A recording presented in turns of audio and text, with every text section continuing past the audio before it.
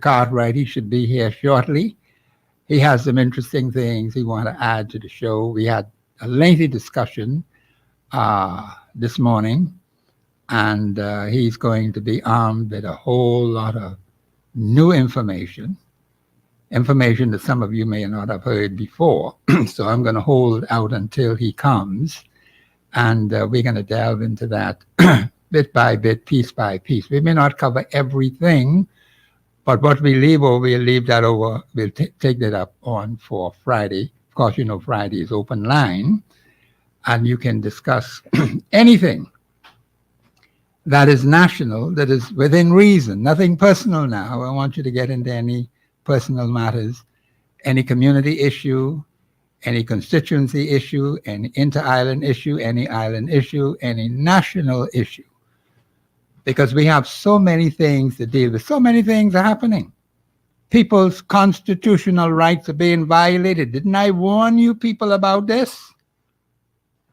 That there are going to be those who believe they have certain powers to just walk into your place and do and act as they please, without any advance notice, without any advance warning.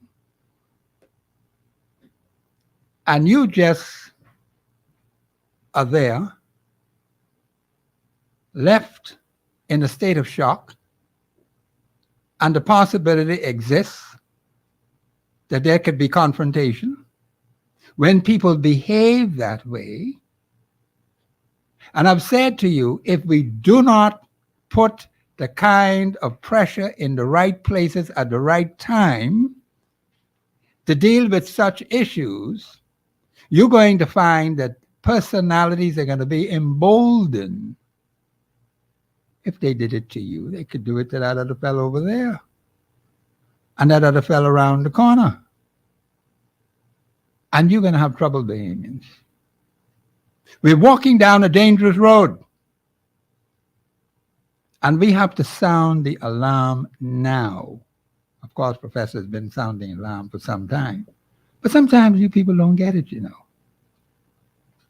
You just don't get it because it didn't affect me. So you say, you just take a lax attitude. Do not wait until it happens to you. You see what's happening in Kenya now? Even after they're setting fire to the Parliament building, they're still having trouble 2 days later. And the police and I think they call out the army now.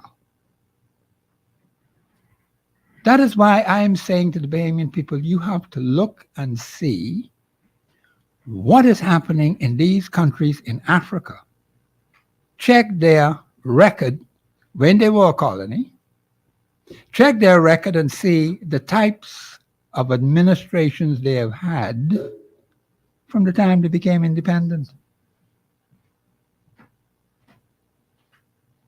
And Kenya is no exception. They're having all kinds of challenges over there. The man won't put some high prices on them. So the people say they're going to fight you. And a report said that they had achieved what their objective was. We lost lives, Bahamians. More than 22 dead. Do you know that? And perhaps hundreds, if not thousands, injured. That's a tremendous cost to pay for the president to decide, I ain't gonna let this one go through no more. But the damage has already been done. We must not wait for things like that to happen, because when that happens in the country, it takes a long time to get back to normalcy. And then maybe past your own lifetime and your children's lifetime. Things move very slowly. Because people's spirit and attitude has been broken. And so, people don't care. That is what happens. That is why it is so important. You need to know who you are sending to do your national affairs, who you're sending to do your business, your personal business, your business where you make your money. You have to know who you put in charge to run your business, Bahamians, your family business, Your personal business. You need people who you have. But I want to use the word trust. The Bible uses the word trust all the time, but it says trust in the Lord. And I agree with that. But I'll put it this way. You need to have people that you can have confidence in to do some very specific things that you personally may not be able to do because you do not have the expertise. You may not have the knowledge or the understanding on that particular matter. So you have to bring people in. I have to do this all the time to get special expertise to do things in relation to my business. So I know how that works. But of course, people who you have confidence in, who you can trust. I don't fool around with people I don't trust, or have any confidence in. I just back away from them kind of people. Do not give them the opportunity to take advantage of you. If you don't know, you ask, Bahamians. How is it that we could just let things happen and we do nothing about it? And let me just say this to the hospital, because I saw an incident that occurred and I wanted to go there, but I'm going to put it on the air anyhow. There's a lady that is sitting at the steps that lead into Fort Finn Castle, not the 66 steps, but the other steps, where she fell down the short steps. And I came that route today also. And she she said the people from the hospital came there, looked at her, said it's been an hour now that the woman is not able to move. She's not comfortable in the position. She's sitting in the sun. I don't know why I didn't take her over to the hospital. The hospital is just a couple of feet away. They could have rolled one bed over there and put her on the bed and bring her into the hospital. I don't know what's wrong with our people. How come we cannot seem to get relief for when Bahamians fall into a difficulty? I spoke about that yesterday. What's the long waiting for? For what? And I believe she hurt her shoulder and probably her back.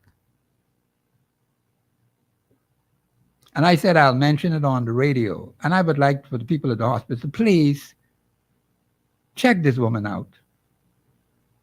Give her whatever medical assistance she needs so she could be brought some relief. That is what we ought to be doing. Now, I've always lived Princess Margaret Hospital. I don't want to be no patient there now. The hospital is just a short distance from where I live. But this woman happened to fall down the short flight of steps now. I don't want them to go to the 66 steps. That's not where she is. She's at the next set of steps. Those are steps I use quite often now. Because, the 66 steps be flooded with tourists. They have them there. And sometimes they be standing right in the middle on the side, the two sides where the railings are, instead of getting out of the way. So people who want to, young people like me who want to come down, I don't go up, I come down. You have the railings, and the railings are very strong, so you won't fall. But walking in the middle of those steps, young people like me, there is the possibility that you could hurt yourself. As I remember, I missed one step, and someone was there to assist me. That was good. So I said, no, I can go the other way. Because sometimes you have a whole army of tourists, and I'm not against the tourists coming into Fort Finn Castle. They could come. But we got another route we could go on. And that route is relatively clear. So young people like myself, they ain't got to worry about falling down and hurting. But this is the short set of steps, and the woman fell down and hurt herself. Please, someone at Princess Margaret Hospital, please see if you could get assistance to this lady, because she's in pain. And I'll mention it again later on in the show. Because I think Bahamians have a right to medical assistance. And you see how hard it is out there? So we got to fix that. Anytime when it comes to assistance for Bahamians, we got a problem. See those two boys who died in Italy?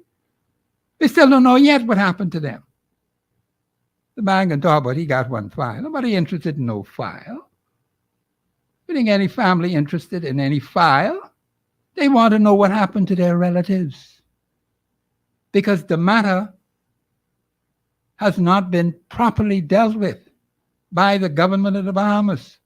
And that's why I am warning Bahamians when you go abroad, please exercise caution and restraint because you do not know the government of the Bahamas will not necessarily be there to protect you if something were to happen to you in a foreign country. You do not know how soon you're going to get assistance. You might have to call family members to help you.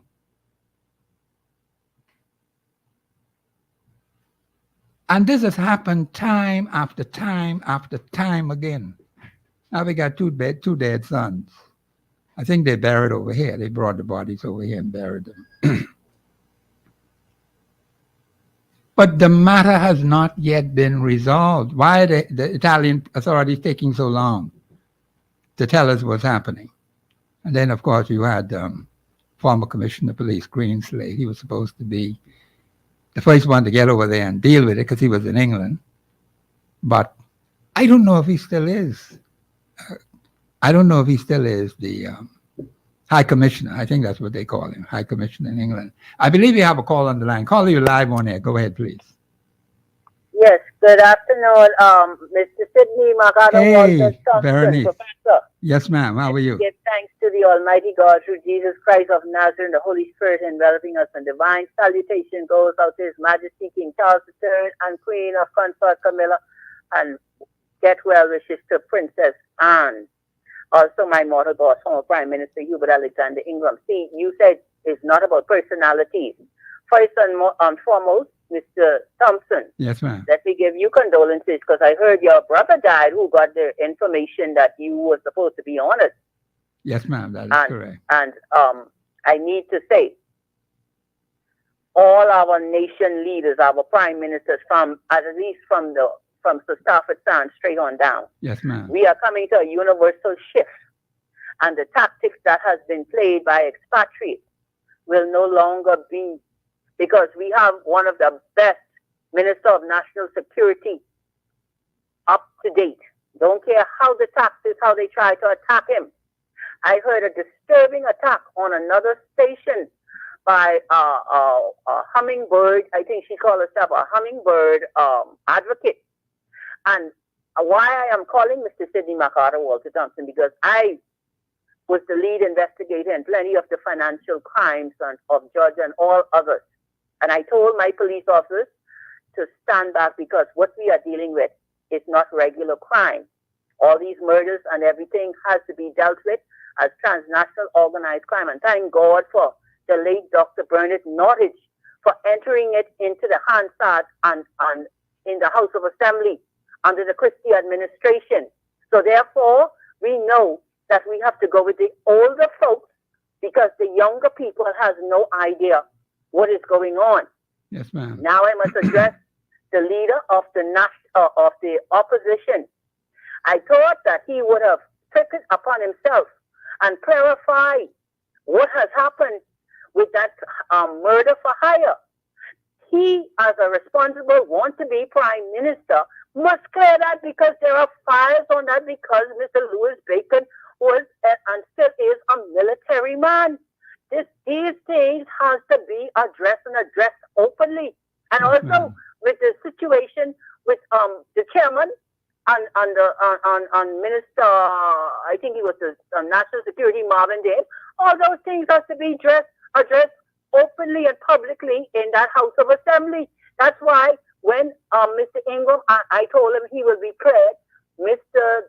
Davis and Mr. Christie, all of those were incriminated insinuations, and everything has to be investigated and addressed in a different format than the regular crime in CDU and CID. So I am hoping that using this platform, that we would get it together, because this is not about no regular crimes, Mr.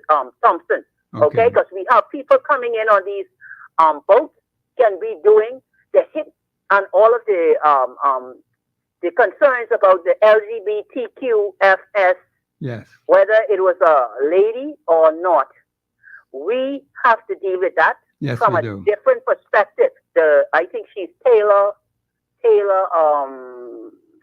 Casey Yeah, Casey from Taylor. Yeah, Chicago. yeah. Okay, that has to be dealt with respectfully because all of the international media is watching, and that is one of the reasons why I said we must have an interactive call-in show. And I do hope that this happens within when they go on vacation, that it comes from the Paul Ferguson Center because they were requesting this long time, the international correspondent. And Mr.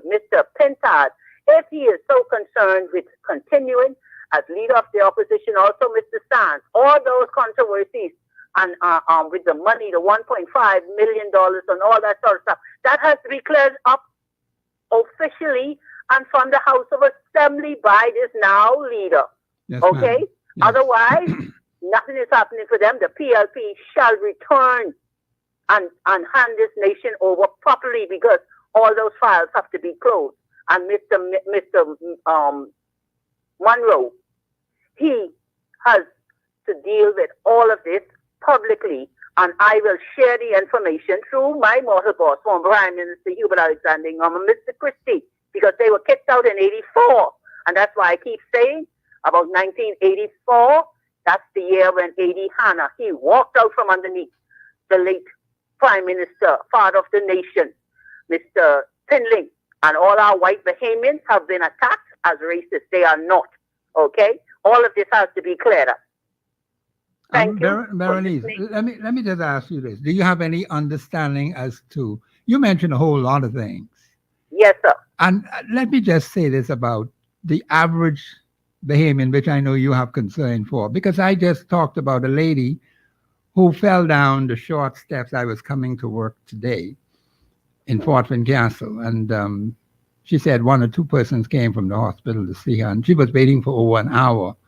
She has pains in her shoulder and in her back. And I put out an appeal to the hospital to please put her name over the airwave and have the hospital personnel, they will get to her right away. Put her name over the airwave. No, I don't right have, now. no. Like, I understand my inspector, Dorothy, Francis Davis is in there. She's a mentor of mine. Our police officers are not supposed to be catching any kind of eternal hell. She's supposed to be getting creme de la creme service. No, okay, that is one of the reasons why you see I am on this airwave. And yes, all ma'am. those who are experiencing mortgage on financial difficulty, do not move out of your house. Yes, do ma'am. not move out of your houses. Okay? Stay in your house in your comfort with your families. Okay. Do not become homeless. In Okay. the name of Jesus. We have this covered, and our senior politicians must hand this nation over because those expatriates who are financing, they are they are located in Jamaica. How they could give any hummingbird sign to that lady who attacked and called Mr. Wayne Monroe all sorts of things on Naughty Show. I Yes, only ma'am. just listen in because I'm advised to listen into these radio talk shows because they go all over the world. Yes, And ma'am. people will lose disrespect. And Miss Casey from Chicago, that can be investigated because some of the LGBT community can be doing probably transitional, Okay. I would say assignments, Berenice, and they are not aware. Yeah, Berenice, thank you very much for your contribution. Okay, all right. Do we have another caller, Mr. Producer? Call you live on air. Go ahead, please. Brother Sid. Yeah, sorry about the delay. Brother Sid. Yeah, go ahead. Go ahead. I can hear you. Yeah. There's still hope for this Bahamas. I don't care how much the spiritual attack on this country, not only this country, throughout the universe also, but we're talking about the Bahamas now. There is, who really can see what is taking place in this country? There's a spiritual attack when you ain't get the foreigners coming in and this one getting killed, this place, the next place, and if it ain't one thing, it's the next thing. Yes. But we need leaders that will see the vision, that will do some things, take some elephant step and do some things inside this country. Because you said it all through yesterday and today. Gotta be careful where you go Yes, you when you have go to. overseas. Yes. One time ago when I was working in Louisiana, I know, well, I didn't know no better. I was coming home walking from someplace, I was a party or someplace anyway. Yeah. But I was taking my time coming walking, and there was a river that I was walking by. Uh-huh. And these Vietnamese, I think, look like Chinese. Yes. And they were coming, and they were speeding, and they skipped into me and then pull off. And when I looked, they was coming to turn around to come back to me. Mm-hmm. And when I look at that river, I wasn't so far from home. Mm-hmm. And I run. And when I run, I hurry up, run inside the house, open the door and run inside the house, and stuff like that. Mm-hmm. And you know what? Someone, that same day, someone said, boy, listen here. If they'd have come back at you, they would have throw you right inside that river. Yes. You see? So, I didn't know no better. They say you ain't supposed to be walking that street. And sometimes because we don't know these things when we go these places, Yes. this what has happened. But a small little country on this, like this, what dependent on tourists and stuff like that. Yes.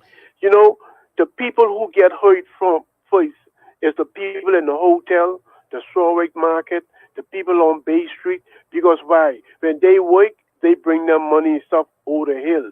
We may not be working direct with the tourists them, but then again, people start getting affected also. Yes, they do. So, we are small, and any little thing that I hear CBS say this morning, the tourists from Chicago, the woman from Chicago, and then to the Bahamas, and Bahamas is in other words, you say Bahamas is full with crime and stuff like that. You see, now he's generalizing this all like all over the Bahamas. Yes, It's like yes, this. sir. Yeah, I get you. You know what I'm saying? But there's still hope, man. There's hope for this country. Yes, You there see? is hope.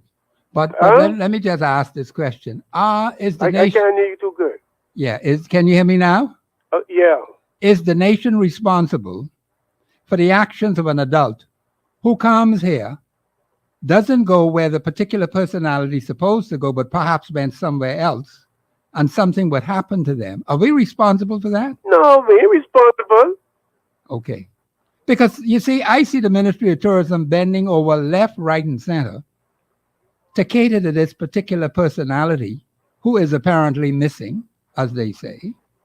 And I'm getting reports that some other things are underway, but I'll let that rest right there for the time being. But here is a woman right on the steps by the hospital who fell down the steps, not the Queen's staircase, but the other steps. And she's sitting there in the sun. Perhaps she's not able to walk, but I think she hit her back on the shoulder. And yet, I think she said someone had spoken to her, but she has been waiting there over an hour now in the sun. And the hospital is just a few feet away. Why can't they get one thing and just get it over there and get into the hospital? But I said, that's the next. That gets me vexed. Hold on, caller. That gets me very angry when you have a citizen have something happen to them right nearby the hospital, just a few feet away from the hospital at the short steps, not the 66 steps, the next set of steps, because I came down that way to come to work. And I asked her what had happened. And I didn't have the time to go over to the hospital because I had to get on the job. But I said, I'm going to make an announcement on it to ask the PMH hospital to please give this woman some medical assistance. She needs it badly. She shouldn't be sitting there in the sun. But yet we could find time for the Ministry of Tourism to go seeking after somebody. I'm not sure who that personality is anyhow. Because that person came here as an adult. We're not responsible for your behavior and your actions. But yet the whole country is bowing and kowtowing to this particular personality. That's what gets me angry. Because here's a Bahamian woman who fell down the steps and she's not getting any assistance. What she's waiting for? For what? And the hospital is just a couple of feet away from her. See, that sort of thing causes me to be very angry and hostile. Mm-hmm. Because we don't seem to give a foot about our own people in favor of foreigners who come here and do a lot of foolishness, because even we got people in the family islands go snorkeling and all of a sudden they're dead. We have to look carefully at these things, and the police got so many things. Hold on, caller. The police got so many things to be investigating. And I sometimes ask myself, do you think they have the time to put any serious investigations into all these things that they have to deal with? Because we only have an X limited number of police officers to do these investigations. And all you have to do is look at the whole slate of things, what they're supposed to be investigating. And then you ask yourself, how much time are they putting into each of those cases that they have to deal with? Go ahead, caller. Yeah, my last 2 points. Yeah. See, like this 16-year-old boy, what missing from he's been missing for 6 weeks. Over 6 weeks. Maybe over a month ago. No, 6 weeks. And 6 weeks. You can't tell me. This country is so small. People know people. Right on the like island. That. Something got to be wrong with this picture, man. No, something is seriously wrong with that. Something got to be wrong with this picture. Because you hide. They say they spot the person. Yeah, they say they spot the particular personality. Yeah. Yeah. And they say they even say they see they say they even the woman phone, the mother say the phone being inside the water. Who carry phone? Who go in the water and carry phone? Which phone now? The phone of this of the boy? The woman. Oh, the woman. Oh, okay. The particular. Yeah. Oh, the foreigner. Yeah. Well, I thought they said the police found it on the beach. I thought so too, but the mother say on CBS. Oh, okay. Oh, I didn't hear it. They were found in the water. We call it the sea. We say sea, but they say ocean. And I know what she means. Yeah, when she say ocean. Inside the sea. Okay, yeah. And the bottom of the sea. Wow. So who does that? That's a good question. Come on, some things that be going through your mind and things. You understand? Some strange things are happening right under our noses. Strange things, man. Yes. Strange things, and when you look at what that thing dealing with and stuff like that. Yeah. I don't know. Anyway, okay. Well, thank you, caller, and we're going to discuss that further tomorrow. Don't forget, tomorrow is open line now. Okay, thank you very much. I believe we're going to go to a break, and then I'll introduce my special guest for this afternoon. Thank you very much for listening. The line to open 326-0271, 326-0272, and of course our Facebook people, please give us some information we could work with. Some of you have such colorful language. I can't even touch it. All I got to do is just glance at it and keep quiet. So don't put me in that kind of predicament. Give me something that I could work with so I can put it on the air. We'll be back after the break.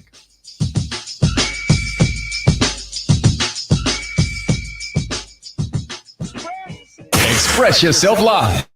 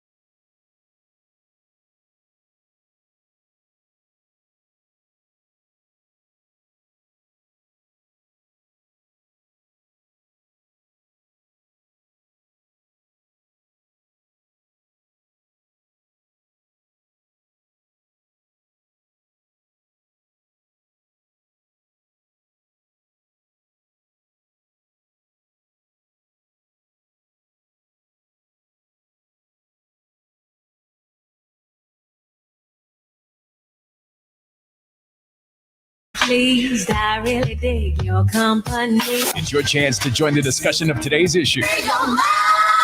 Let your voice be heard. Speak your mind and express yourself. Call in and participate at 326-0271 or 326-0272. WhatsApp us your concerns on 809-2310. Follow us live on Facebook and Global Radio 99.5FM.com. Express yourself.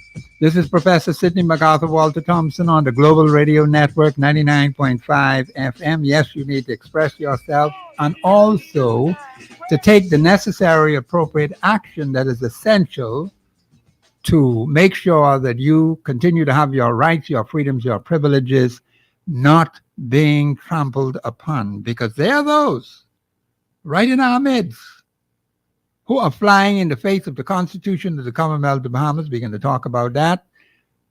Right now, there are people who are doing that, and they feel emboldened because we have not taken the necessary steps that are essential to stop this foolishness from going on. If you don't take action, Bahamians, people are going to take advantage of you. I'll say they ain't going to take advantage of me. I can tell you that right off the top, because I know exactly what to do with them. But when it comes to the national level, it takes the collective will of a people. When it comes to the constituency level, the community level, it takes the collective will of the particular people in that particular community or that particular constituency.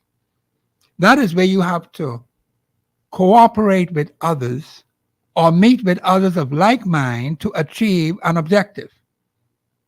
Now, there are some things perhaps one or two, even three people or less can do. But we have some major issues, Bahamians, that are troubling.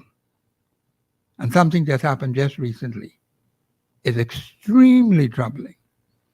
We have to deal with these things, Bahamians. We just can't sit back and let it happen over and over and over again. Now, you hear sometimes people say, if we're going to take a certain course of action so it won't happen again. What I have seen over the years, it continues to happen over and over and over again, particularly as it relates to social issues, which I believe sometimes individuals are so overwhelmed. We're not stopping to think, or the individual himself or herself not stopping to think, I need to get some help because I am not able to cross this barrier by myself. And so a lot of these people end up being dead because they make some very bad, tragic decisions, Bahamians. And that life could have been saved. That circumstance could have been avoided. And there's no reason for people to die under those circumstances. But we are not paying attention to these things that constantly keep happening over and over and over and over and over again. You can't call that no mistake now. Obviously, something is happening. We got to fix it. Brother Cartwright, welcome to Global Radio 99.5 FM. I'll talk to the man, come back, so you got to stop me. Yes. Oh, good afternoon, Professor, and good afternoon to your radio audience and the producer. Professor, what you saying makes a lot of sense. And one of the things that I've noticed over the last 40 plus years in this country is that the citizenry has always been complacent because they trusted their elected officials to handle all of their worries. Like yesterday, a friend of mine, 2 days ago, asked me, "You going by myself?" Passed by. And they said, "Man, I need you to do me a favor." I said, "Okay, I'll do it." So I went and I spoke to the minister, and the minister said to me, he said, "Listen, man," he said, "most people don't realize this, but we as a government," he said, "this problem has been going over 3 administrations."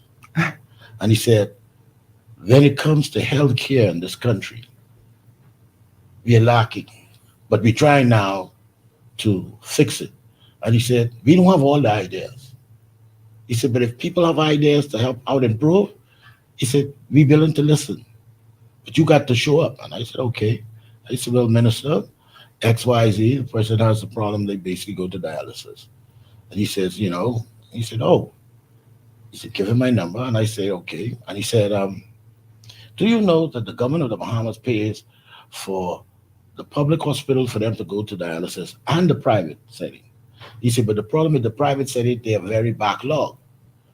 So I said, well, Minister, I think you all need to find a way to rectify that. Yes. Said, well, we are now looking at to build a 30 bedroom setting for people in dialysis. I said, oh, you expanded. He said, yes. But I said, Minister, you know what? You guys don't talk about it. You don't inform the public. Yeah, the See, public if you doesn't tell know. the public, they might be rally behind you to help you. Now, everything you do, the public will embrace. No, they won't. But if it's something that they can benefit from, because like I told the gentleman this morning, I said, what I would like to see, those who have those issues like dialysis, cancer patients, I think now when you start to refurbish or institute these upgrades in the family islands, you need to have those cares addressed so those people don't have to leave their home on the island, Right. worry themselves to death when they get here, then worry because when they get there, if they reach 5 minutes late, they might miss their appointment. Now they have to go home, back to the island, come back, and it's stressful. That is very stressful. Yeah. And, And costly too. very costly. I heard you say with the young lady or the lady who fell down Yes. upstairs. By the stairs. In that particular area, one time ago, used to have security walking around. Yes. And if they see something, they would dash back to the hospital, get a doctor or nurse to come out and assist persons who need help. Who need help, yes. And the thing is, what has happened over the years is that we have, as a people and as an administration, we stopped being our brother's keepers. Yes. And the thing is, what a lot of politicians and parliamentarians worry more about is that 5 years. They're not saying, what can I do to make this country better? A better place, yes. And one of the things I say to parliamentarians every day when I go to parliament, when I have a chance, I say, listen, man, you know me, I know you. I don't want nothing from you.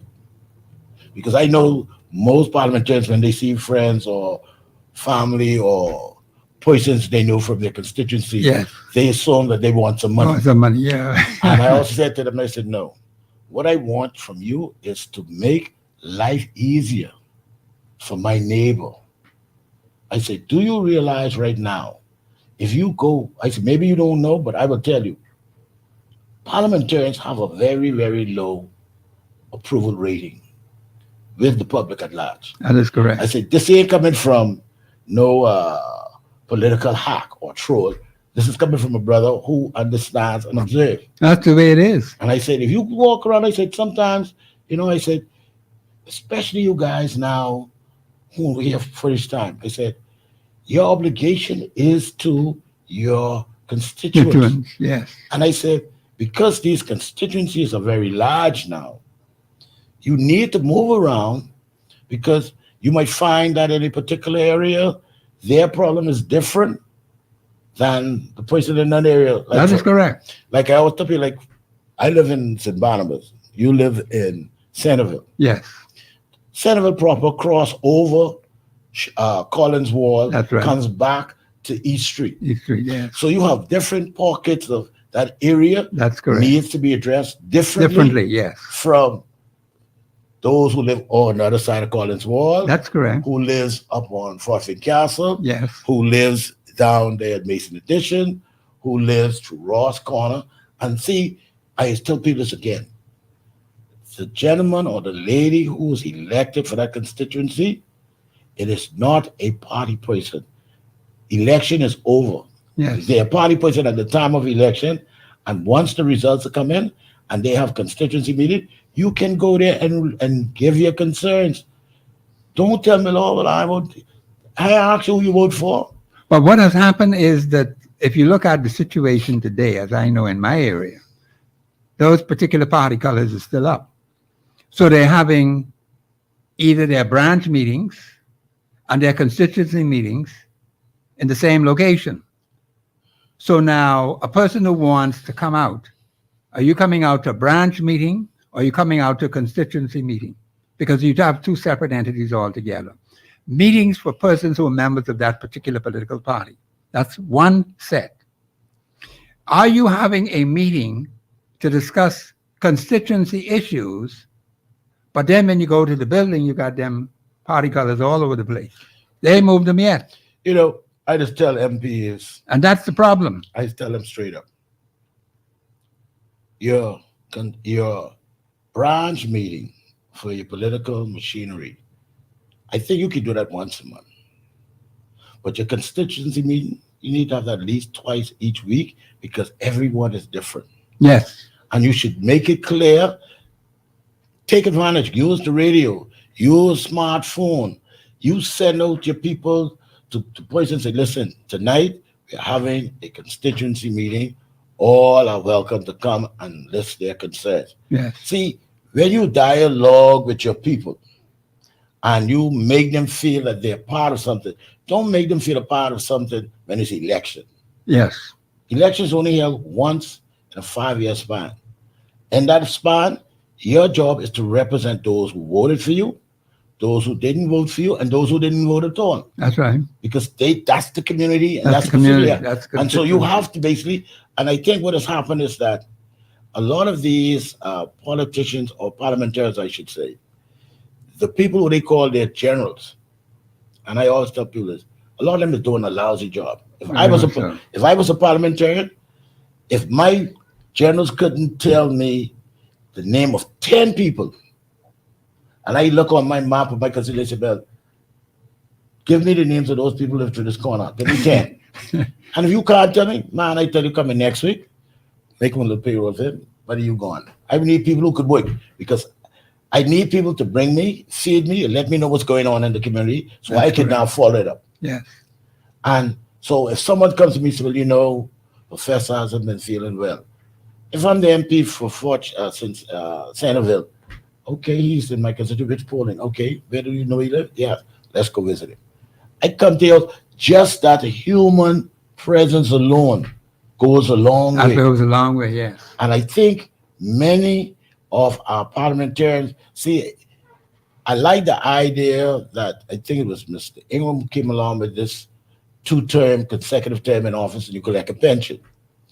And I think what has happened to a lot of them, they figured, oh yeah, that's a pension, and don't realize that you got to wait for 10 years to collect a pension. Yeah. That's why you find that a lot of them be frustrated after 5 years and they sitting on the outside looking in. Yeah. Then you hear, like I heard on a voice that was going around, that a former minister was saying to the present government, you know, he said, I'm not in the cycle no more, so you guys got to basically go there and meet with your people. Mm-hmm. And I was like, wow, it has taken a little divine intervention when you're trying to get something done and no one answers your call, and the party that you supported is now sitting in the chair, that the members who are now making the decisions don't recognize you. So you're trying to say, okay, I've got to show my head up to show a little relevance and say, listen, guys, if you don't do this, this was going to happen to you.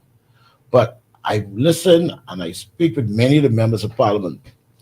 And the one shocking thing I always ask them when I ask questions, I refer to the Constitution and I ask them in a particular aspect of their portfolio and how does it line up? How does it line up? Yeah. And you'd be surprised how many of them say, I don't know.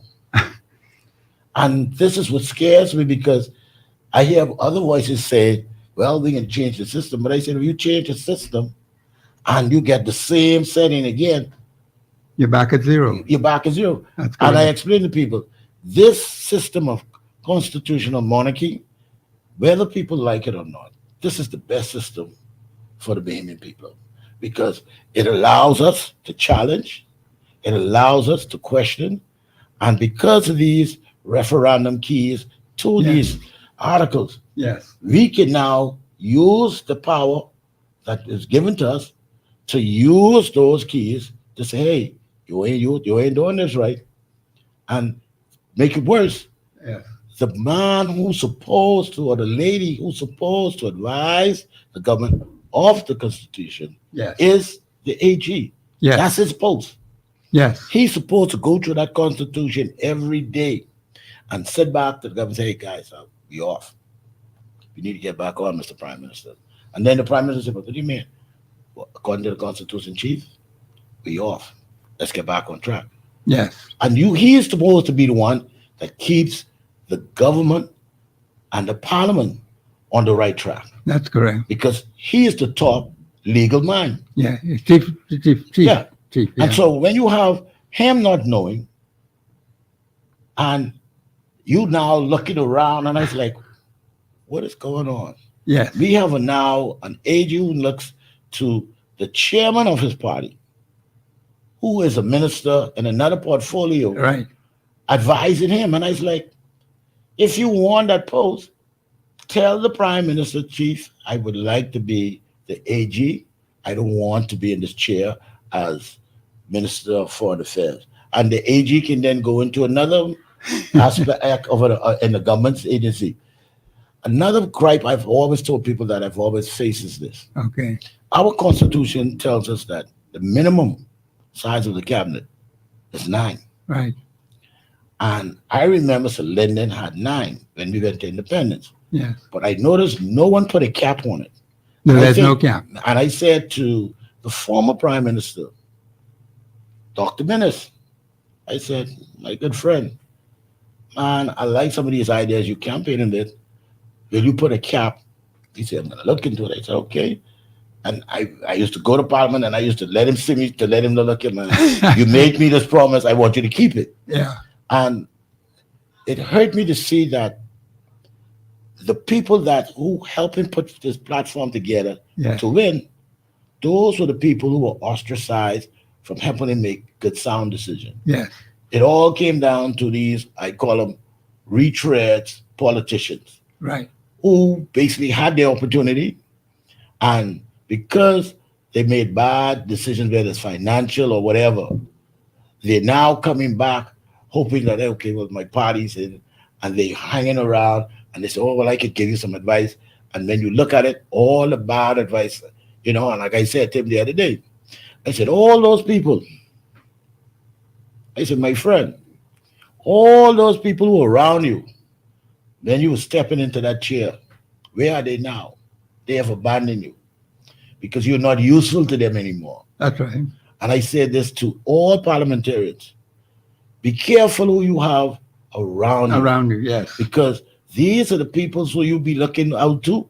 If they have the constituency and the country at heart, once you've lost, or the party that you are so affiliated with has lost the power, you'll be sitting on the banks of Jordan by yourself. By yourself. That's correct. And then you'll be looking around and you crying and you want to blame the public. No, the public already showed you, listen, man, you didn't work for me.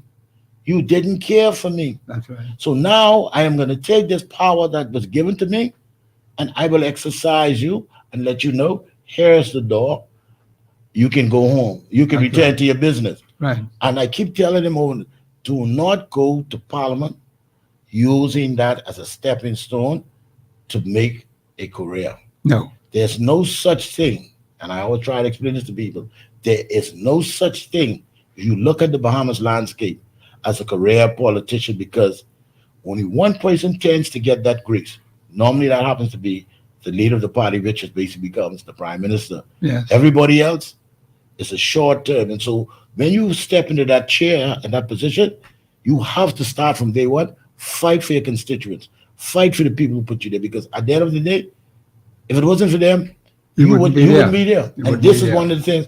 And so I just tell them over and over. I tell people, I said, for me personally, and a friend of mine asked me this yesterday. He said, I want to ask you a question. I said, go ahead, man. He said, man, go ahead, man. You ask me a question. Go ahead. Get it out of your system. Get out. So he said, what do you think about a third party? I said, you want my honest opinion? He said, yeah. I said, a third party can, if they have 1, 2, or 3 couple candidates that gets into Parliament, because I said, what we now need is some another different pair of eyes in Parliament who can bring governance back to the people, because Here it is. If you have one or two members of a third party sitting in parliament, you have a government that has a margin, you have an opposition, you have two groups in the opposition now. So whoever presents the best platform for moving the country forward, that's where people will lean. And they say, well, but what about now? I said, well, you can't govern the country from outside. No, you can't. And he said, well, what about, I said, listen, man, no offense to no political machinery out there.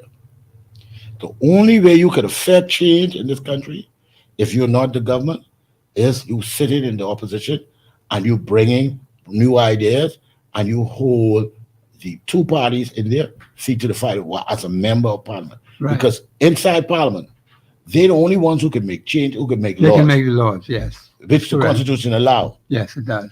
And what I've seen after speaking with some of my friends in government and government agencies is that they said, well, you know, that we have these acts. I said, you know, most of these acts we have is unconstitutional. That's correct. He said, yeah. I said, no, because when you look at it, we have a simple guideline, especially for dealing with citizenship. We have an act claiming that it supersedes the Constitution when it comes to the status of citizenship. Right. And I said to them, show me. And he said, well, I said, no, here's what has happened over the years. We took parts of what the British did and we tried to marinate it with this new Constitution. I said, we know back in the day, many people who basically now here who were non-Bahamians. Before 73, a lot of them were brought in before we even had self-governance. Yes. And the British then allowed them to come and we continued until we was like, hey, you know what? We can let them work and then they go home. Yes. But we got so complacent, we was like, well, we can deal with it at a later date. And as we keep putting it off, We never got to it. it got out of hand. It got around, yeah. And so I said to someone, and I said to them, I said, listen now, right now, the government and the Parliament of the Bahamas needs some solutions to our immigration problems. Yes, we do. One, the Constitution does not allow you, no matter how long you've been living in the Bahamas, how much money you have, to move from permanent residence to citizenry. That's citizenship. Citizenship. Yes. That is not in the, That's not in the Constitution. And I've seen people behind the gates tell me, well, I was a Bahamian. I look at them and I laugh. I We say, got to revoke all I of was that. like, when you become a Bahamian? When? He said, man, you know, I said, bro, not to make you Bahamian. Show me your lineage in this country. You ain't got no They have lineage. no lineage at all. So I don't respect you. No. And so when I see things, I smile. It was like I was reminded yesterday by a friend of mine. He said, you know, when the Haitian former president been here, and he was telling the Haitian masters here to form their own parties and stuff. And I said, man, you remember the story of the Trojan horse? He said, what? And I said, let me tell you, while we looking for them to form parties, what they've done now is align themselves in these parties, these two major parties. Yes. Because I was looking at an article where someone said, man, you know this guy? I said, no. He said, why? He said, you know, that's the first vice chairman of the male of the governing party. I said, but his name is Whistler. And I said, it's DeWilma. That ain't no Bahamian. That's not a Bahamian That name. ain't no. I said, which island they from? So he burst out laughing. I said, well, okay, let me tell you why you laughing. I can tell you why. He said, why? I said, while we looking for them on the ground to form parties, they're joining the party, Infiltrating it. infiltrating. That's correct. And so by them now moving in, now to them now having documents that I'm Bahamian, Mhm. you now started to see names of persons sitting on boards that I never know. I saw an article the other day where PMH fired a security firm Yes. because they weren't paying their staff. That's that, right. And so when I saw the name of the owner, I was like, how did he get a license? Exactly. How That's did not he a get one? Bahamian name. No, it isn't. And I was like, come on, my government. Yeah, Come on, my we got parliament. we got a lot to do. Don't sell this country out for trinkets, man. Yeah. The lines are open 3260271, 3260272. We need you to participate in this very important conversation that we're having about national issues in our country. This is your host, Professor Sidney MacArthur Walter Thompson. I'm to facilitate you with correct and precise information. You can express your views, your ideas as we move along. We're going to go to a break now, and we'll be back after the break.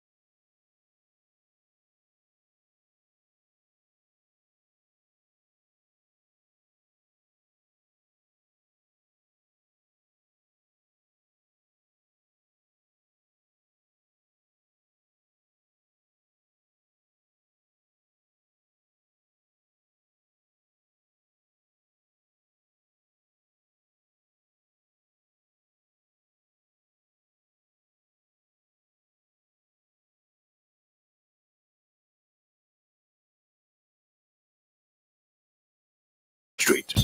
From Cable Beach to Montague, it's your chance to join the discussion of today's issue. Let your voice be heard. Speak your mind and express yourself. Call in and participate at 326-0271 or 326-0272. WhatsApp us your concerns on 809-2310. Follow us live on Facebook and Global Radio 99.5FM.com. Express yourself. This is Professor Sidney MacArthur Walter Thompson on the Global Radio Network 99.5 FM. My special guest is Richard Cartwright. He is here today, and we are discussing national issues that affect the Bahamian people. And Bahamians, we have a whole lot of things we have to deal with. We got to take it one step at a time. There are things that affect us, and it seems as if Bahamians are not just second class, but maybe fourth, fifth, and sixth, and seventh class citizens in their own country, because we have so many strangers and foreigners and aliens and outsiders who don't even belong here. And they're getting an advantage over Bahamian citizens, genuine Bahamian citizens. We have to correct that problem, Bahamians. It's been going on for too long, and we have to move quickly because it's a very, very serious issue. There are those who are infiltrating us and pretending to be a part of us. They may have a piece of paper in their hand, say they're Bahamian. The paper doesn't make them Bahamian because it's a fraud. It's a false document that has been perpetrated on the Bahamian people. And we have to do something about that, Bahamians, because there are those who have left their own country. And now they want to come in and take over what God has given us. We must not let that happen. The Bahamas is for Bahamians only. I heard one of the fellows who dealing with tourists, talking to tourists, said he could buy a whole island, the Bahamas. Bahamians, if we go and sell out all these islands, what's going to happen to us? What's going to happen to future Bahamians? We ain't going to have no land. The land is not increasing. The land is stationary. But yet this particular personality was telling the tourists, and he named some other personalities, some foreign personalities who have these islands. You know, Bahamians, we have to take these islands back, you know, because the Constitution says we, the inheritors and successors to this family of islands. I don't see no foreigners in there. No, sir. Bahamians, we're going to have to take some swift action to get all of these islands back to who they belong to. You see what kind of work we got to do? We're being robbed of our heritage. We, the inheritors and successors. Inheritors, those who were there at the time of July the 10th, 1973, and successors to those inheritors, that is, the children, the relatives of those particular inheritors, of this family of islands, rocks and keys. As some people go snorkeling, and they decide they want to die. But you know, Professor, Yes, sir. I at times, and I reflect back on past leaders, Yes. and I look at their legacy and I said, what did he do that I can say he made an impact? He made an impact on the country. And I look at some things they did and I said, oh, he made an impact. And then I look at some things that he did detrimental to the country. And I said, wow, that covers all the good that he tried to do. Yeah, that's exactly. Because it erases it. Yeah, because I cannot see, I don't care how much money, financial debt you can be in, you cannot give away your inheritance. Your inheritance, yes. Because these islands, rocks, and keys, it's our inheritance. That's our inheritance, yes. You know, and when I see foreigners and people say, oh, what do you? No. I always say to them, I say, listen, man, I can tell you I'm living the dream of these inheritors. And he said, well, how come? I said, you see, I went and I showed him a document. I said, you see this document? I said, what year you saw that land was purchased? He said, oh, 1924. I said, that's my grandfather. Mm-hmm. I said, what year is this? 2024. So 100 years later, I am still holding on to my inheritance. Yes. When I have governments and administrations of the past, because of a few dollars, you outsource. And I was like, why don't you lease? Lease the land. That's right. And then you make your money. See, because here's the thing. Government always crying that they're looking for money to put into the coffers. Mm-hmm. But if you sell it, that's a one-shot deal. One-shot deal, yeah. You got to call it a producer? I believe we have a caller. I think that's what the producer's saying. Go ahead. Caller, you live on air. Go ahead, please. Say, brother. Yes, sir. Yeah, tell me this. I wanted to always find over this. I had an argument the other day to wake up about this too. It's like they say a foreigner could come over here and spend $250,000, no, with $500 something thousand on a piece of property, and they could get permanent residency. That's true? No, the matter of fact is they must spend $750. The new Minister of Foreign Affairs took it up to $750. But my thing is this: I don't care how much money you have. That's correct. Now, I was saying earlier, I would right now, according to our act dealing with permanent residents, only one set of people qualify. And so I was telling the Minister of Immigration yesterday, and I said to him, that's unfair. Because what you're doing now is you're circumventing the Constitution and giving those underprivileged persons a citizenship which they don't deserve. They don't deserve it. And now you're trying to do the same thing with those who spend $750,000 too. Yes. So you basically breaking the law on both ends. That's right. So I said to him, I said, Minister, I know politician, but I can lay this on you. You could tell me what you think. I said, we have living amongst us in this beautiful islands of Bahamas, over 200,000 non-Bahamians. I said, what if we was to charge them, every one of them, $2,500 just for residency, and we collect that every year? Then we turn around and say to them, you want to work in the Bahamas? Sure, man. We charge them another $2,500. So we collect $5,000 per individual in the Bahamas. So if you take 5,000, multiply that by 250,000 or 200,000, you got, that should be around about $1 billion going into your treasury. So now what that does, you cut down on you having to borrow. That's right. You now have money, and then you could turn around and say, okay, you want to use one of our keys? No problem. Let me see a business plan. And you look at it and say, is it conducive to we run? And you charge for them. See, we got to now negotiate and do things from a power of strength, Right. and not from a beggar's point. And I was shocked because he said to me, he said, man, you got some great ideas. And I was like, wow, I ain't interested in being in parliament. But you get a job and your guys ain't thinking like how I thinking. So who you all talking to? If you ain't talking to the average man in these constituencies and hearing his cry, his ideas to help your job make it easier, then who are you representing? That's good. So tell me this. Yes, sir. So that means now that's why I'm wondering now how a lot of these people came here. They work underneath the table, make that money, and then pay for the land to be a citizenship and start to continue raping Bahamian land and treating our people bad. That's why a lot of them know. That's why a lot of them work so hard, and they can do what they have to do, because it's easy to just get a land. $750,000. That's the bit of money time these people can make in a year time. You understand where I come from? Yeah, bro. I understand where you're coming from, And it's so funny. I've had an experience where that my late father, when he died, he left me and my brother roughly about close to 200 acres scattered through Long Island.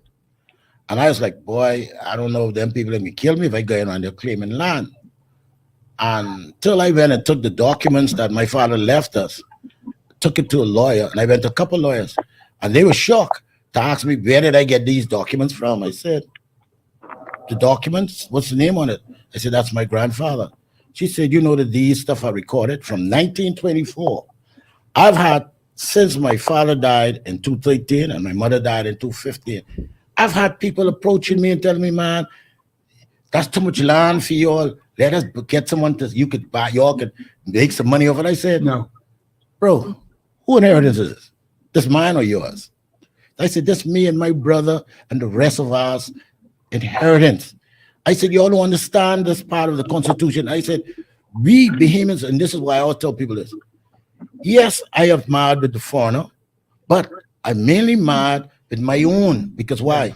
It's my own who is facilitating. It's my own who's undermining us. When you go to business license and you see a lot of these businesses, and we look around and see, well, Lily Jean got this business, Pierre got this business. But I spoke with someone in government, they said to me, 99% of the names on the documents who pay in the business license and claiming it's theirs, it's Bahamians. Mm-hmm. So I say they selling out for a couple pence. Yeah. And at the end of that day, the guy telling you, like, man, I own the company, and you know what? I can give you a little $5,000 or $10,000 a week, while he's walking away to the bank with over $200,000. Yeah. Tell me how that makes sense. I know. And Bahamians, I keep saying this to them over and over. Anywhere you go around the world, people would oblige you. But when they come here, we oblige them. And I keep telling them, I said, no, we've got to protect these things.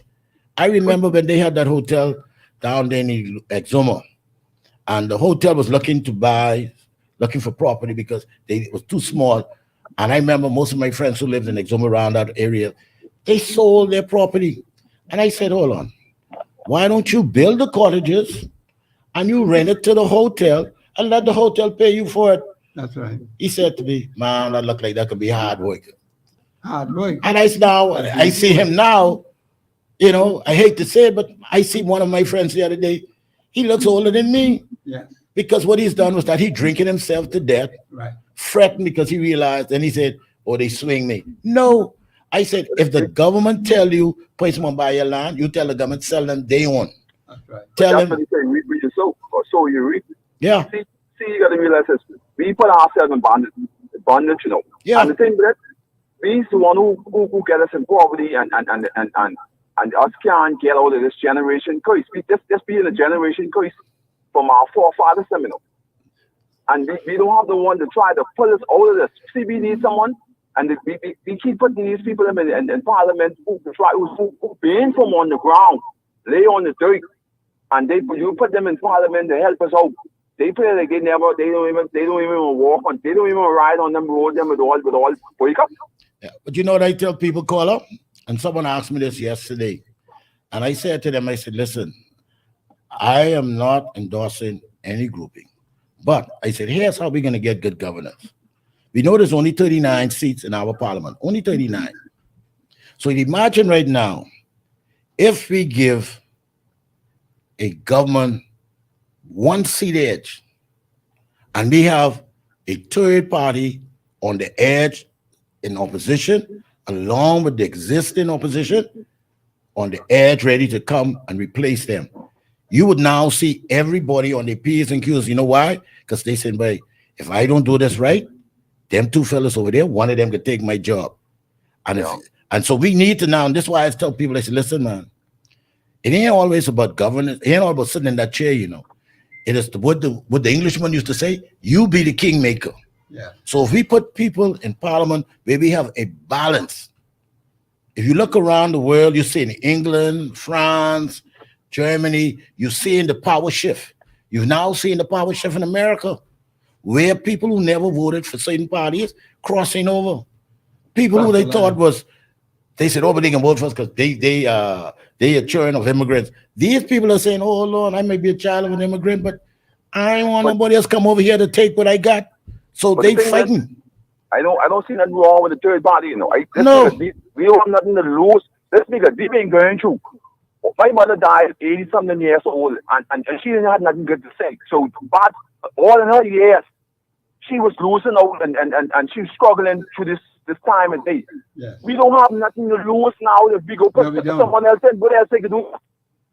No, we You don't. understand where I come from? I understand where you're coming from, you know, call up. But like I used to tell people, I now took off my political color glasses and I throw it in the garbage bin, because I realized that if I rely on politicians to make my life better, I can basically die.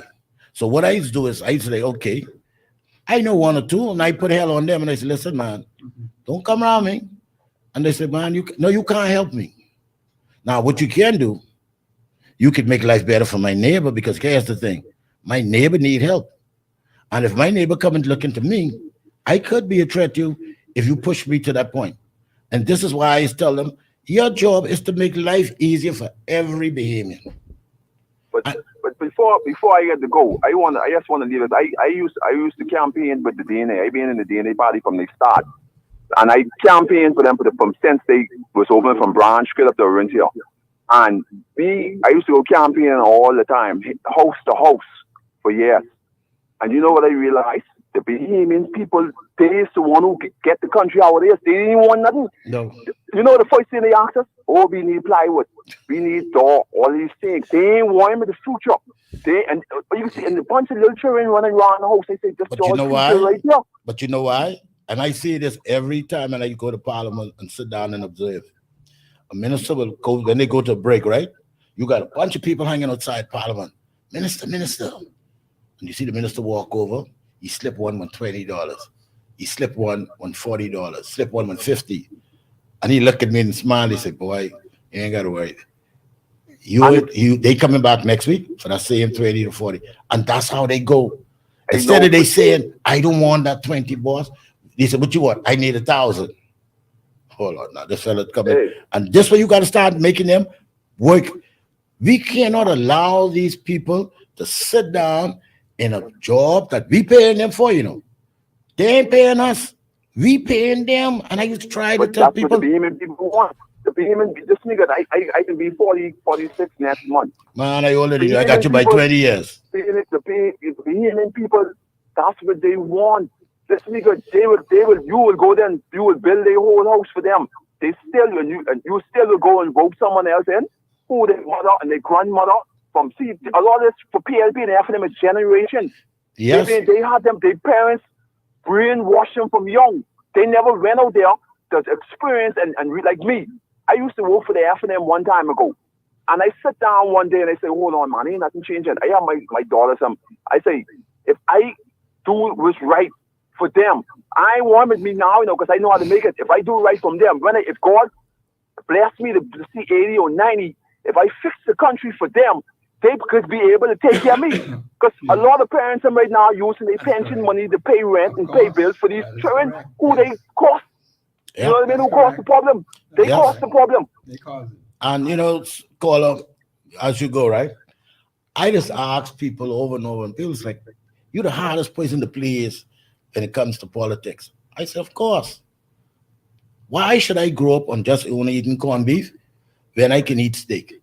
So if I can eat steak, I want you to know that I want steak money. If I can eat grouper, I want grouper money. So when you approach me and you come to me, you tell me, I say, boss man, I don't hear what your party policy is, because your party don't live in my constituency. Tell me what you're gonna do, what you're gonna fight for. And I tell them, then they don't send me around, and I tell them, I said, I'm waiting. Yeah. And they know why, because they know that I am basically buying what you're doing. And so a lot of them, when they see you, you don't ever notice when somebody know they do you wrong and they can't look you in the eye. Yeah, look in the eye. That's how most of our members of parliament are. That's how they are. The lines are people open. are very afraid.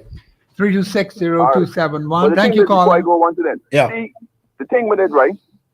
We have to wake up and smell the coffee. See, we have a lot of these older people right now still stuck on this. They're still stuck on this generation curse. They still stuck on the slavery mode, and they have the kids into that, because see, you got to realize this. Oh, my mother get a job to PMH because of the PLP, so we can have to vote for the PLP to keep my mother job. But they ain't realizing when their mother come out of that job, they still they have to go into the system. See, people didn't realize you have to go back into the system. Yes. And if you don't fix the system, you're spending them with young and vibrant and everything and all, and having fun and collecting money and paying their rent and sleeping in air condition. When they had to get back into the system and couldn't pay, a lot of them right now losing their house and house rotting down. Yeah. I would tell you this, caller, and I'll let you go. I noticed yesterday, I wouldn't call it an individual name, but he was a former politician. And I watched him approach a sitting cabinet minister, and he's looking out for a job for a friend of his who's more financially better than him. Yeah. And I said to myself, I said, what a fool. I said, if I was on this side, to tell me, yeah, but come see me. And as soon as that man that child would walk him, I would tell him, maybe I ain't got no space for you. That's right. I'd have taken him down. Caller, thank you for your Thank you very much, contribution. caller. I appreciate it, man. Okay. Yeah, the thing is that no, we have to look at things objectively. Yeah. You see, because things have changed, and we have a very strong constitution that we have. A lot of people who have been given the opportunity to govern don't understand it. And that is why I keep saying on these radio airwaves, we have to be very careful of the persons who we send to do our national business. Absolutely. That's what we have to be concerned about, because otherwise you're going to get messed right up. Because they don't know any better. Yeah. Go ahead. For instance, right? Mm-hmm. We were talking about this the other day. We look at our style of governance. Yes. Only the parliament can make laws and policies.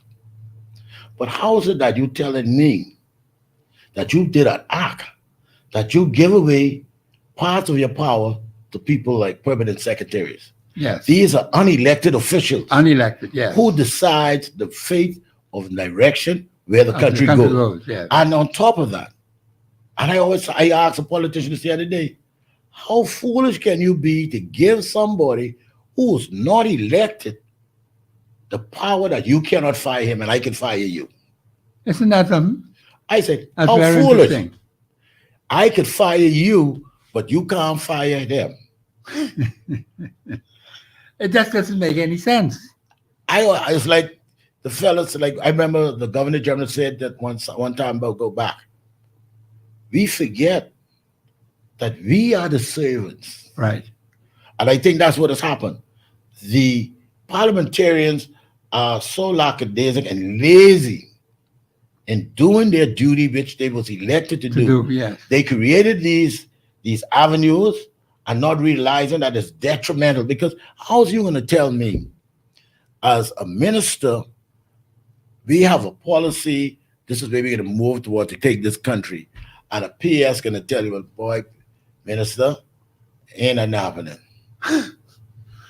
To me, if I was to tell, that's like me telling my father when I was a child, but daddy, I ain't you. Right. You can say, well, you need to find your own house. You need to find your own house, yes. Because how you going to let these groupings of people, and I made a suggestion to someone in the Christie administration at the time and someone in the Minister administration. Yes.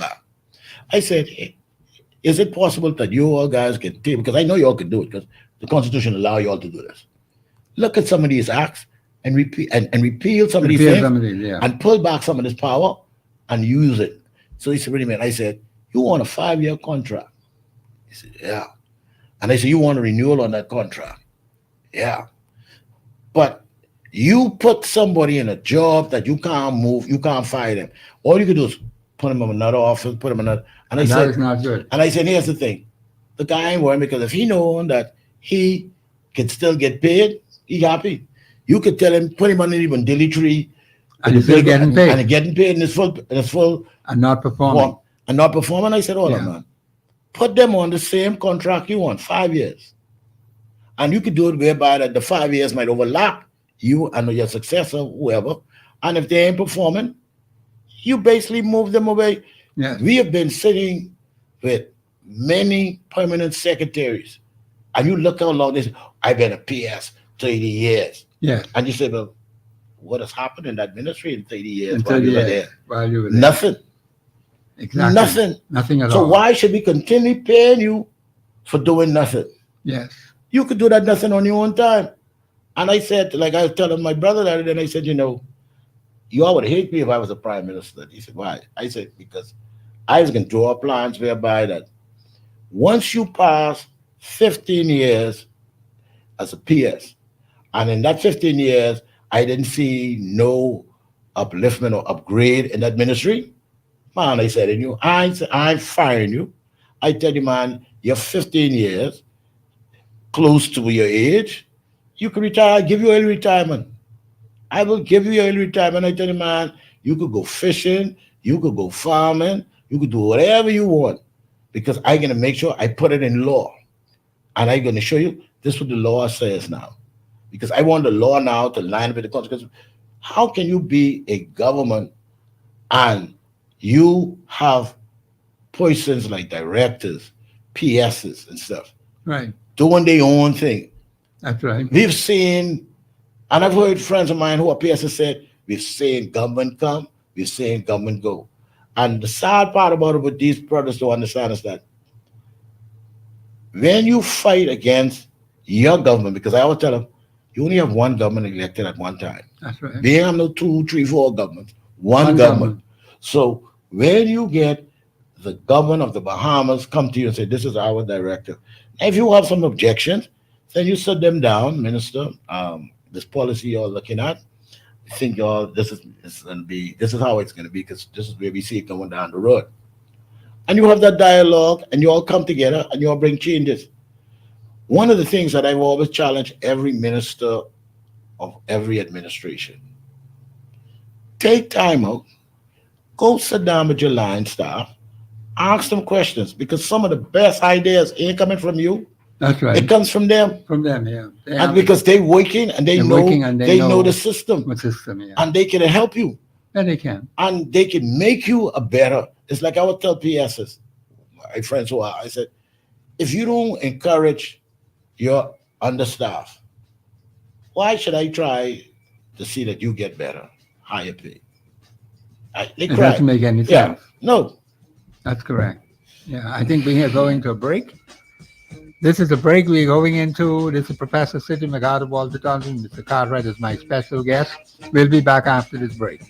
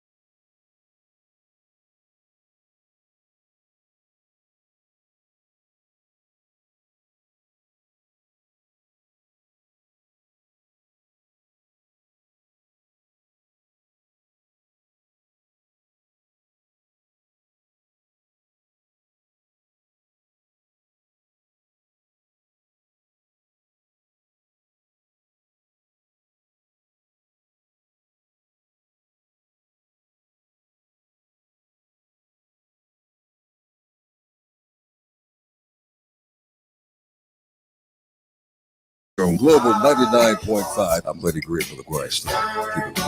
From East Street to Blue Hill Road, it's your chance to join the discussion of today's issue. Let your voice be heard. Speak your mind and express yourself. Call in and participate at 326-0271 or 326-0272. WhatsApp us your concerns on 809-2310. Follow us live on Facebook and globalradio99.5fm.com. Express yourself. This is Professor Sidney MacArthur Walter Thompson on the Global Radio Network 99.5 FM. Bahamians, it is time for you to express yourself and to act on the information that you're receiving. You're getting very accurate and precise information, particularly as it relates to the Constitution and even to statute law, because you need to understand and know what the law says. What is the function of a permanent secretary?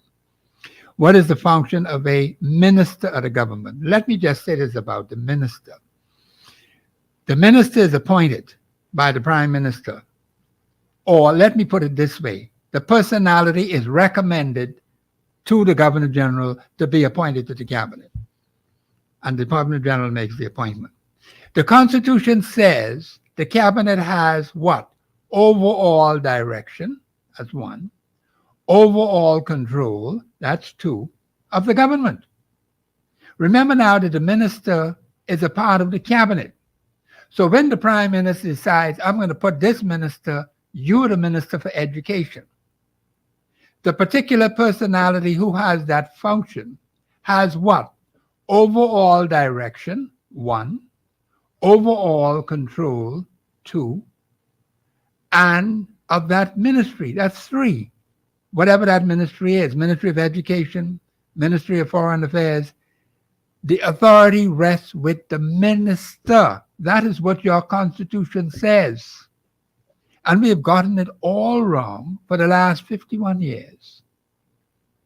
And when you get it all mixed up, you're going to have trouble trying to get things straightened out, because people who think they should have power, or they believe they got power, acting in a way that is detrimental to themselves and detrimental to this country.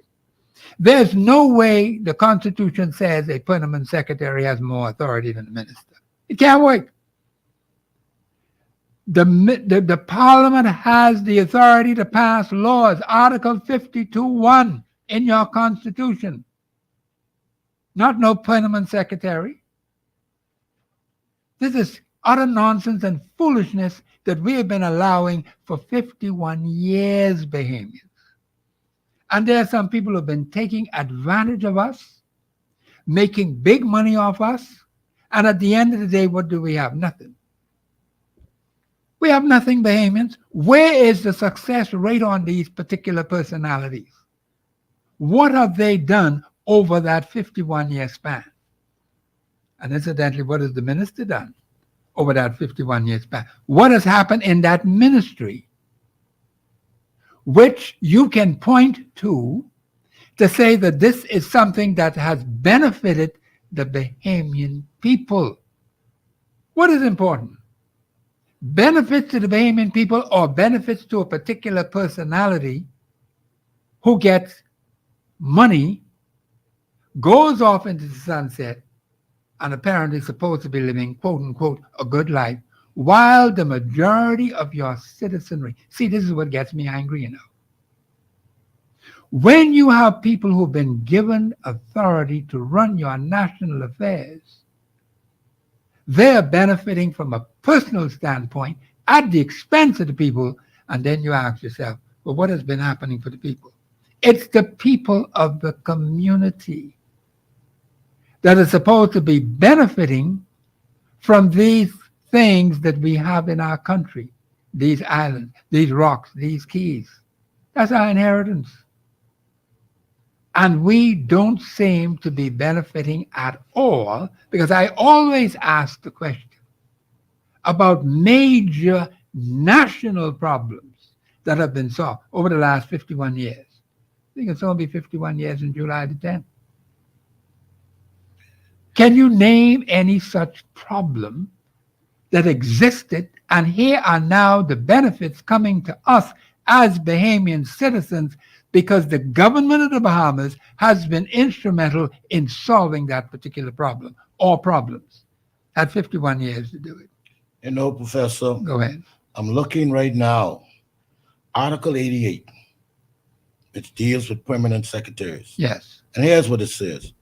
Where any minister has been charged with the responsibility for any department of government, he shall exercise general direction and control over that department.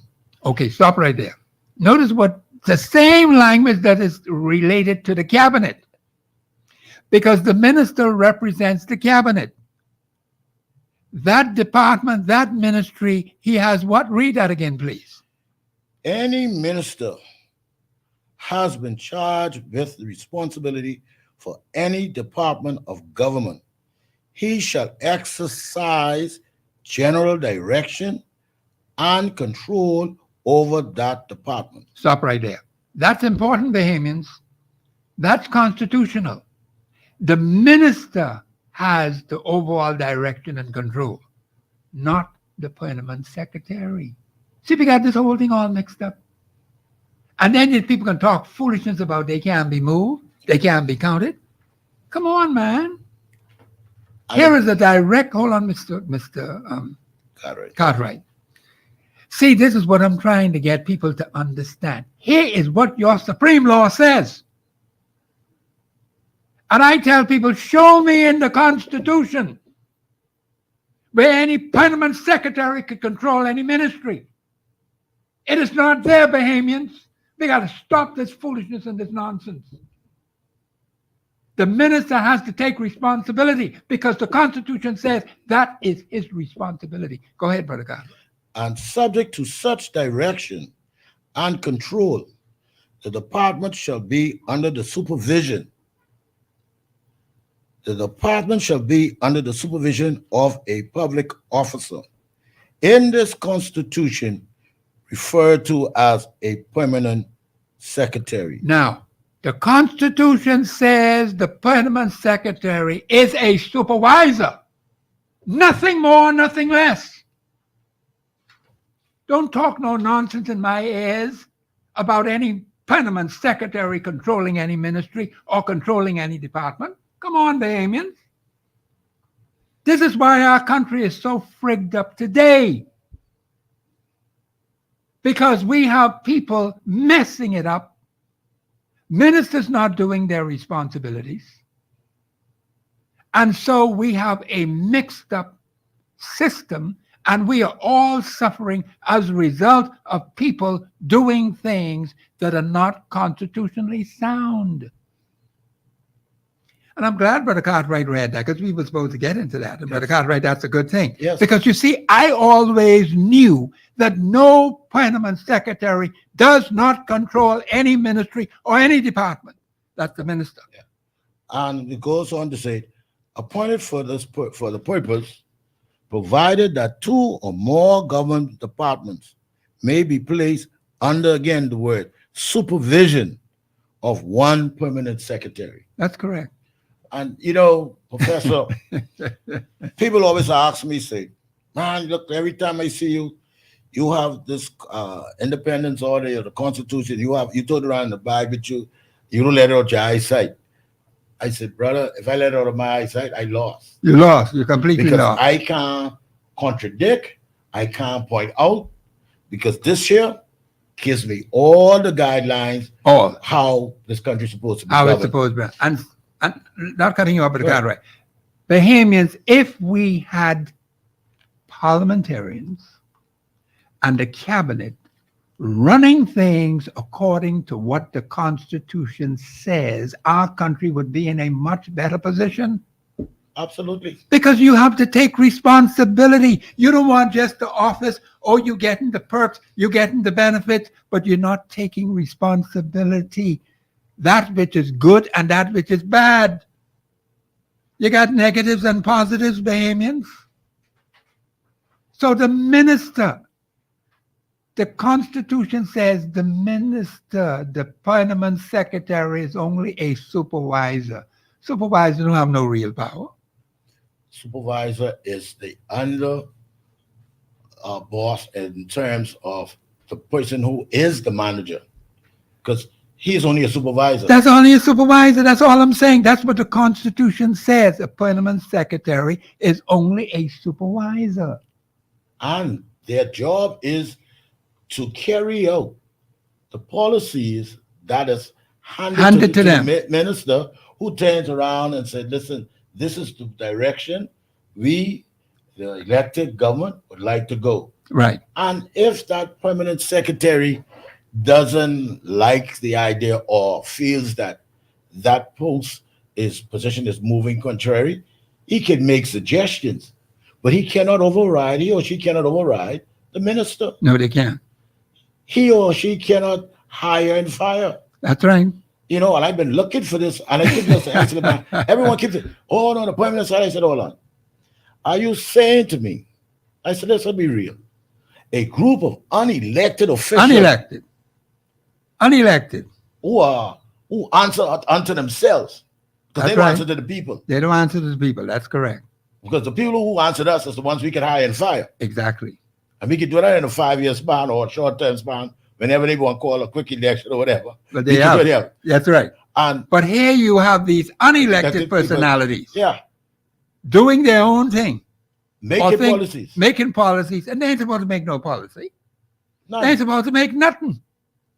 They're supposed to be carrying out instructions as they are directed to. That's in your Constitution. Bahamians, you see how important it is to know what your Constitution says so you can say to the minister, Mr. Minister, you're wrong. Mr. Permanent Secretary, you're wrong.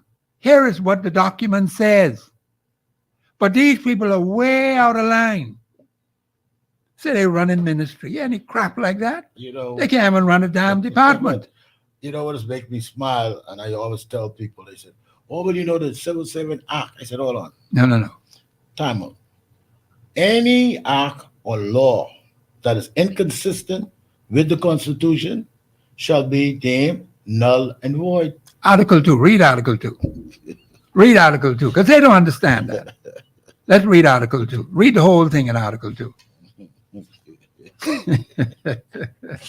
Oh boy. Why our people are blind? Yeah, oh man. Famous, this is what happens when you don't know your Constitution. This is what happens. The country is all messed up, out of order, completely out of line. And we have a responsibility to help you to understand what is the right way to go. That's your constitutional way. Chapter and we need to Article 2. Yes, read the whole thing. Constitution is the supreme law of the Commonwealth of the Bahamas. Yes.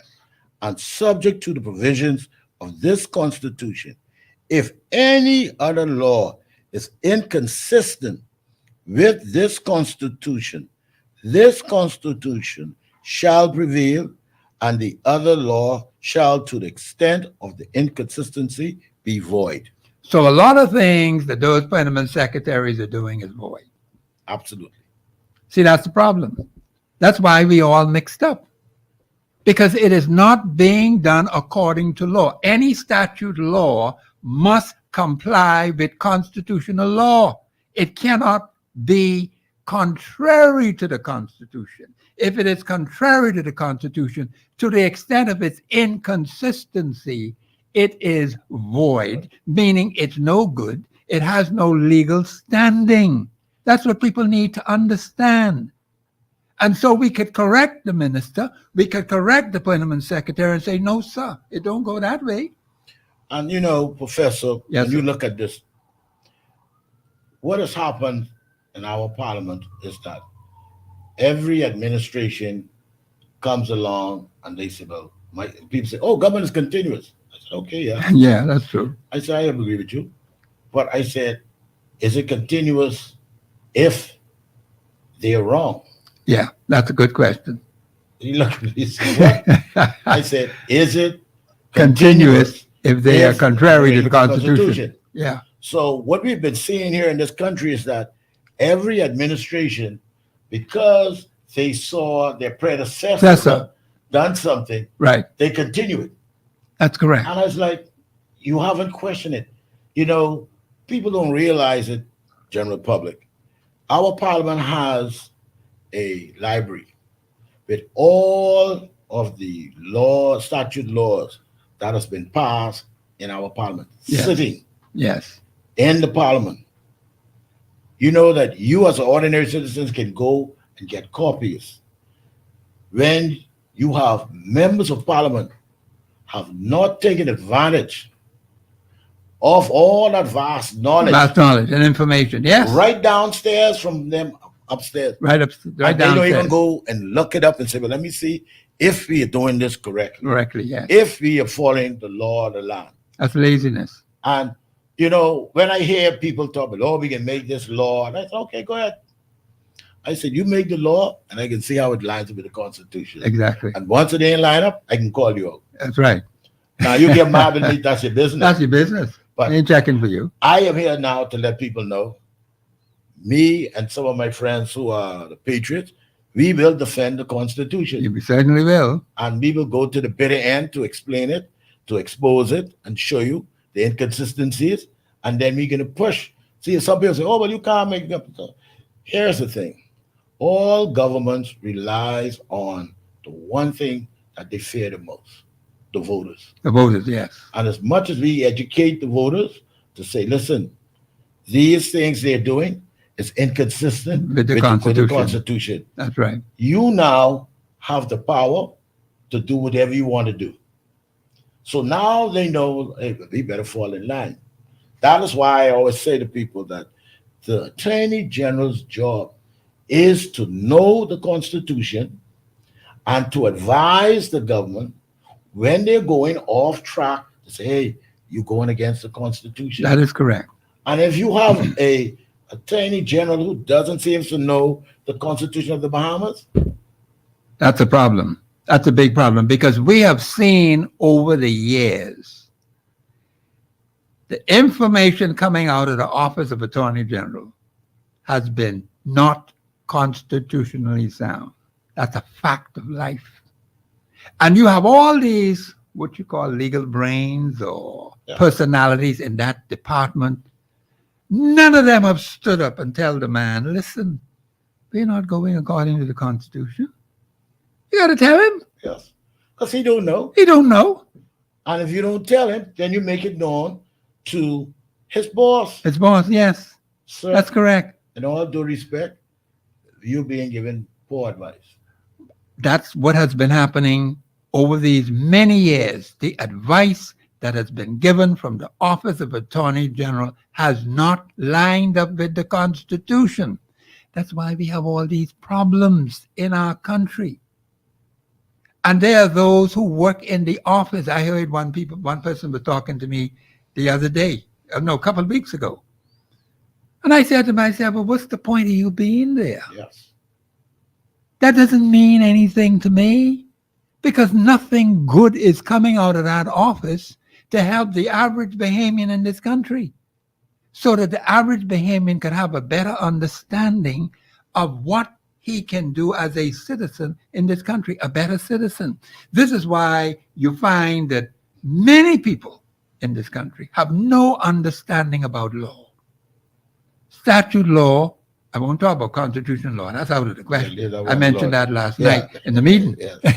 But the thing is that we got to help our people. See, the people, as you said earlier in the show, were depending on these elected personalities to help them, to guide them, to show them a better way. But today that has not been happening.